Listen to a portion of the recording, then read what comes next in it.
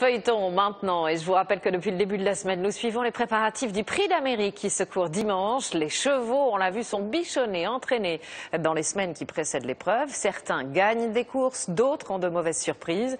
Les parieurs, eux, affinent leurs pronostics en attendant le grand jour.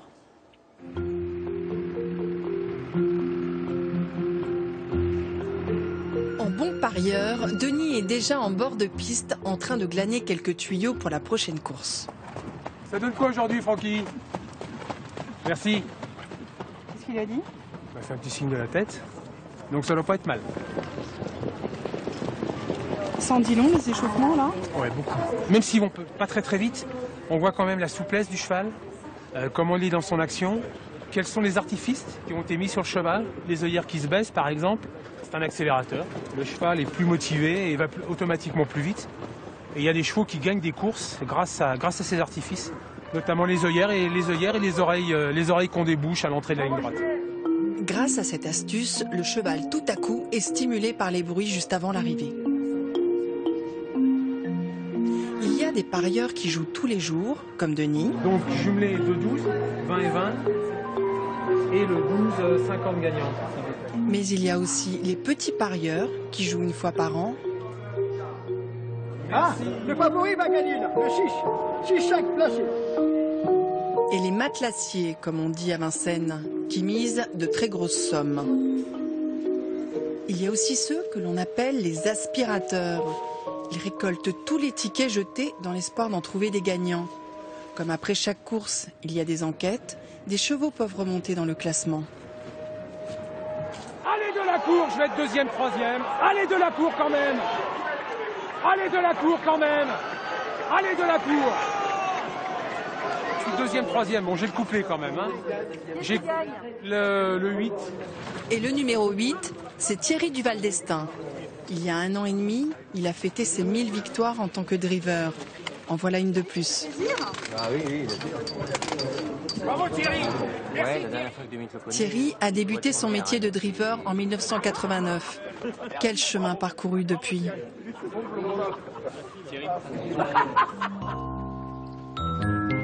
Dans le bocage normand, dès 8 h, première promenade pour Vanica et Aurélie. Ça va, elle est bien souple là?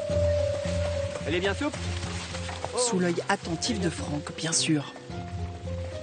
C'est une jument qui n'est pas facile à exploiter mentalement parce qu'on a toujours peur qu'il arrive quelque chose et quand on s'en occupe au jour le jour, la pression monte.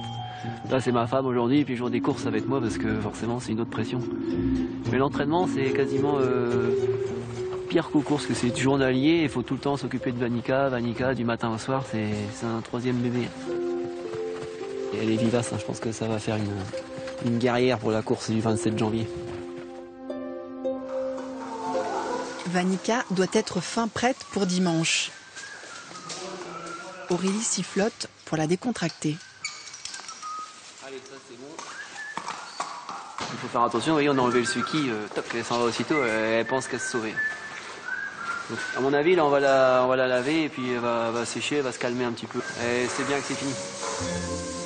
Et après la douche, il faut soigner l'ulcère de Vanica. La demoiselle est d'un naturel bileux.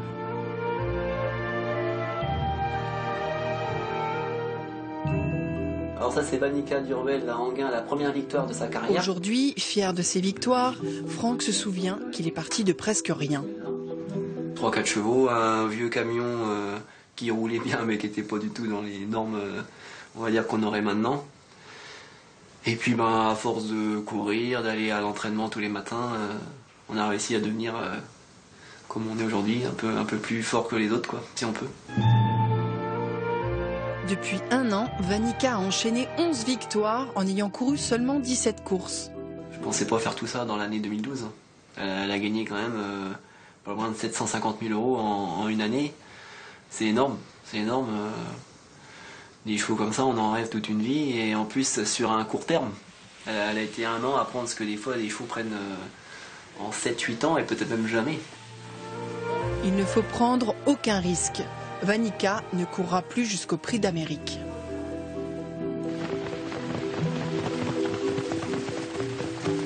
Mais Franck doit continuer l'entraînement. Il a 30 chevaux à faire travailler.